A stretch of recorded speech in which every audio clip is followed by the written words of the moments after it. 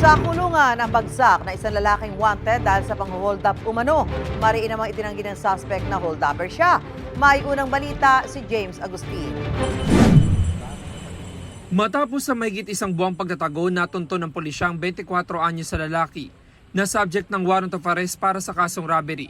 Sinilbi sa kanya ng Naloma Police ang arrest warrant sa Barangay San Jose, Quezon City. Ayon sa pulisya, Hulyo ngayong taon ang hold up ang lalaki. Actually, dalawa po sila. Yung isa po ay nahuli na natin previously. At siya na lang po yung natitira sa warrant of arrest. Ang modus po ng subject ng warrant of arrest natin ay riding in tandem. So, grupo pa sila.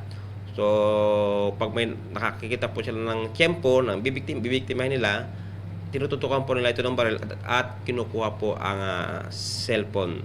Sabi ng QCPD, notorious sa hold-upper na lalaki na nag-ooperate sa Quezon City at Maynila. Base po sa ating investigasyon, 4 na beses na po silang nahuli sa kasong robbery. At unfortunately, yung mga complainant po ng mga ating mga robbery incident ay hindi po nagpapail ng kaso kaya po nakakalabas. Ikawalo sa most wanted persons list ng pulisya ang akusado. Pero giit niya hindi siya ng hold up. Hindi rin daw niya alam na may arrest warrant laban sa kanya. Wala, hindi naman talaga ako. Pero nagnakaw ka? Hindi. Bakit ikaw kaya ang... Ako tinuro. Inihanda na ng pulisya ang mga dokumento para sa return of warrant. Ito ang unang balita. James Agustin para sa GMA Integrated News.